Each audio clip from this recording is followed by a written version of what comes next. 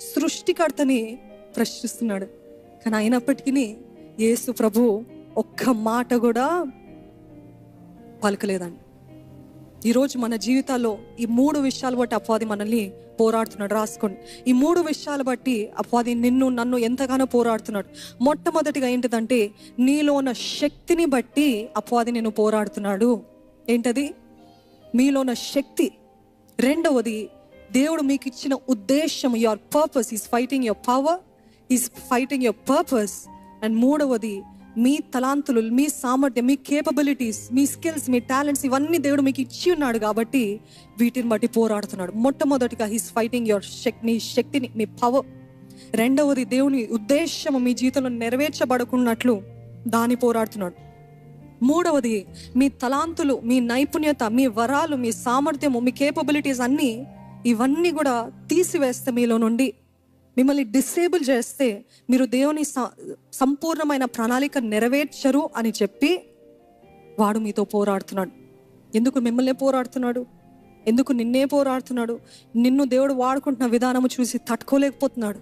నువ్వు ఎంతమంది జీవితాల్లో ప్రభావితంగా ఉన్నావో, ఆశీర్వాదకరంగా ఉన్నావో అది చూసి తట్టుకోలేకపోతున్నాడు. నీ జీవితం ఆశీర్వాదకరంగా ఉండద్దు అని ప్రయత్నిస్తున్నాడు. నువ్వు దేవుని చేతిలో వాడబడాలంటే వాడికి నచ్చదు, వాడికి మంట. అందుకని నిన్ను పోరాడుతున్నాడు. అందుకని నీకు విరుద్ధంగా యుద్ధం చేస్తున్నాడు, నిన్ను ఒప్రెస్ చేస్తున్నాడు, నిన్ను బాధిస్తున్నాడు, నిన్ను డిప్రెస్ చేస్తున్నాడు. He's depressing you, he's oppressing you and he wants to make you stop. Say I will not stop. Hallelujah. నేను ఆపను, నేను ఆపను. గట్టిగా చెప్పండి. నమ్మిన వారు నేను ఆపను అని చెప్పండి గట్టిగా. నేను ఆపను. ఎందుకు? మీలో ఉన్న శక్తి, మీలో ఉన్న దేవుని ఉద్దేశము, మీలో ఉన్న వరాలు, ఇంకేంటండి, నైపుణ్యత, స్కిల్, సామర్థ్యం, ఇవన్నీ చూసి ఇవన్నీ కూడా మీ జీవితంలో నెరవేర్చబడకూడదు, దేవుని ఉద్దేశం నెరవేర్చబడకూడదని మీతో పోరాడుతున్నాడు. అందుకని అంత డిప్రెస్ చేస్తున్నాడు, అందుకని అంత కృంగదీస్తున్నాడు, అందుకని అంత బాధపడుతున్నాడు, అందుకని మాటల చేత అంత హింసిస్తున్నాడు. నాకు వద్దు ఈ భక్తి, నాకు వద్దు ఈ జీవితము అని చెప్పేంత వరకు మిమ్మల్ని డిప్రెస్ చేస్తున్నాడు. నాకెందుకు ఇలా కావాలి? నా చైల్డ్హుడ్లో, నా బాల్యంలో నేను ఎందుకు మొలెస్ట్ చేయబడాలి? నేను ఎందుకు రేప్ చేయబడాలి? నన్ను చూసుకోవాల్సిన వారు నన్ను ఎందుకు మిస్హ్యాండిల్ చేస్తారు? నాకెందుకు ఇన్ని తిట్లు చిన్నప్పుడు? నాకెందుకు ఇన్ని దెబ్బలు? నాకెందుకు ఇంత ట్రామాటిక్ చైల్డ్హుడ్? నాకే ఎందుకు కలగాలంటే దేవుని ఉద్దేశము మీ పట్ల గొప్పగా ఉంది. హల్లెలూయా. మీ పట్ల దేవుని ఉద్దేశం గొప్పగా ఉంది కాబట్టే మిమ్మల్ని అలా ఒప్రెస్ చేస్తాడు. He doesn't want you to have confidence in yourself. ఆ రీతి ఒప్రెస్ చేస్తే మనకి ఎలాగుంటుంది? నాలో ఏదో తప్పు ఉంది, నాలో ఏదో లోపం ఉంది, నాలోనే ఏదో సరిలేదు, అందుకని అందరు కూడా నన్ను ఒక రీతిగా చూస్తారు, తప్పుగా ఆలోచించారు, తప్పుగా చూస్తారు, తప్పుగా ప్రవర్తించారు. నాలోనే ఏదో బలహీనతలు ఉన్నాయా అంటే ఇవన్నీ కూడా అపవాది అబద్ధాలు రద్దు చేయబడును గాక యేసు నామములో. All those are lies against you. He wants to take your skill away from you. మీకు దేవుడు ఒక నైపుణ్యతని ఇచ్చాడండి, మీకు దేవుడు ఒక తలాంతుని ఇచ్చాడు, మీకు దేవుడు ఒక సామర్థ్యాన్ని ఇచ్చాడు. 1, 2, 3, 10 ఎన్నో ఇచ్చాడు దేవుడు మీ జీవితంలో. కానీ అన్నిటినీ కూడా దోచుకోవడానికి అది వాడు దోచుకోలేడు, ఎందుకంటే దేవుడు ఇచ్చాడు కదా. కానీ మీకు అబద్ధాలు చెప్పి మీ కాన్ఫిడెన్స్, మీ ధైర్యము, మీ నిశ్చయత మీలో నుండి తీసివేసిన తర్వాత మీరు అనుకుంటారు ఇది దేనికి పనికొస్తుంది, ఈ తలాంత దేనికి పనికొస్తుంది, ఈ సామర్థ్యం దేనికి పనికొస్తుంది, నా జీవితమే సరిలేదు, నేనే సరిగ్గా లేను, నా జీవితం అంతా ఫెయిలియరే కదా, what use is this for me anyway అనే పరిస్థితిలో మీరు అన్నిటినీ కూడా డిసేబుల్ చేసేస్తారు, పక్కన పెట్టేస్తారు. ఇంకా ఇవద్దు, నేను వాడను అని చెప్పే వరకు అపవాది మిమ్మల్ని ఒప్రెస్ చేస్తూ ఉంటాడండి. You have to recognise. ఇంతకాలము క్వైట్గా పెట్టారు, ఇంతకాలము పక్కన పెట్టేస్తారు, ఇంతకాలం ఆ తలాంతులన్నీ కూడా నాకు వద్దు, ఇవి నేను వాడకపోయినా ఏం తేడా లేదు, ఏం ఇన్ఫ్లుయెన్స్ లేదు, ఏం ప్రభావితం లేదు, ఎవరికి ఉపయోగకరంగా లేదు, so I just put it away అనే పరిస్థితులు ఉన్నారా? No, God is talking to you. దేవుడు మీతోటే మాట్లాడుతున్నాడు. మరలా తీసుకో, మరలా పట్టుకో. నీ శక్తి, నీ సామర్థ్యము, నీ ఉద్దేశం మరలా చేతిలో పట్టుకొని దాని తగ్గట్టు నీ జీవితాన్ని కొనసాగించు. ఎప్పుడైతే మీరు అపవాదికి లోబడతారో వాడు అధిక శక్తి, he becomes a greater power in your life.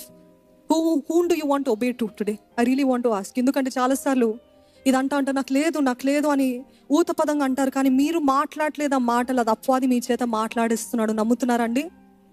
Once you obey to him, వాడికి విధేయులై అవును నిజమే నాకు లేదు, అవును నాలో తప్పు ఉంది, అవును నాలో ఇది లేదు అని మీరు ఈ మాటలు మాట్లాడుతున్నారా? వాడు అనుకుంటాడు, ఇదిగో నన్ను అధిపతిగా చేసేసింది, నన్ను అధిపతిగా చేసేసాడు, ఇంకా నేనే ఏలొచ్చు, ఆ హృదయము నాది, ఆ మనసు నాది, ఆ దేహము నాది, నేను ఎట్లా తిప్పితే అలాగ వెళ్తుంది. So he becomes the greater power. Whom ever you obey to, that becomes your greater power. If you obey to God, he becomes the greater power. If you obey to the enemy, he becomes the greater power. I am asking you, whom do you obey to? ఎవరికి విధేయులుగా ఉన్నారు? అపవాది మాటలుగా, దేవుని మాటలుగా?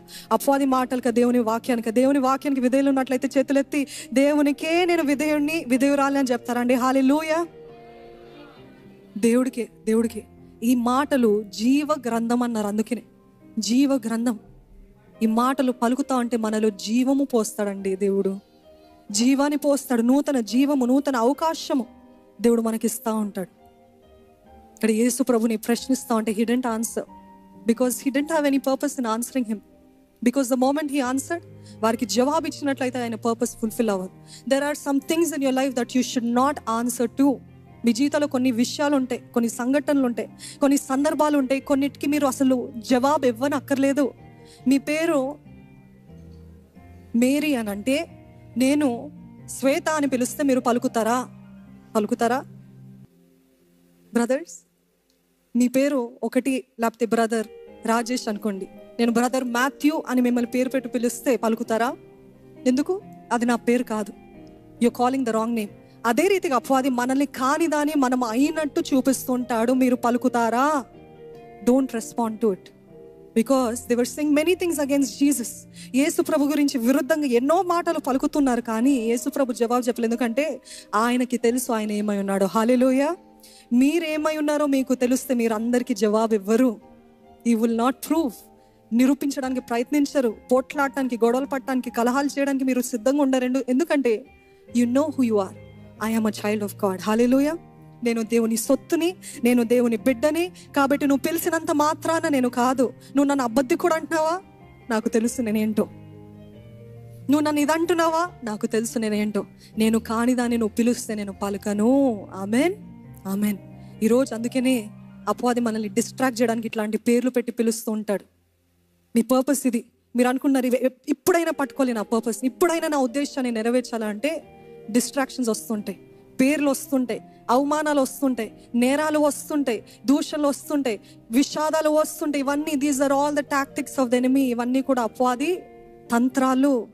మిమ్మల్ని గురి యొద్దకు నడిపించకుండానట్లు, వెళ్ళకుండానట్లు ఈ distractions పెట్టి, ఇగో ఈ పేరు పిలిస్తే తను డిస్ట్రాక్ట్ అవుతుంది, ఈ పేరు పెట్టి పిలిస్తే తను కృంగిపోతుంది, ఈ పేరు పెట్టి పిలిస్తే తను నిరుత్సాహపడుతుంది, ఈ పేరు పెట్టి పిలిస్తే తను గురి యొద్దకు వెళ్ళదు. కాబట్టి ఈ పేరు పెట్టి పిలుద్దాము, ఈ అబద్ధాలు చెప్దాము, ఈ నేరాలు వేద్దాము, ఈ రీతిగా హింసిద్దాము, ఈ రీతిగా ఆపేద్దామని ప్రయత్నిస్తుంటాడు. అందుకని అంటున్నాను, సే I will not stop. Hallelujah. I will not stop. నేను ఆపను, నేను ఆగిపోను.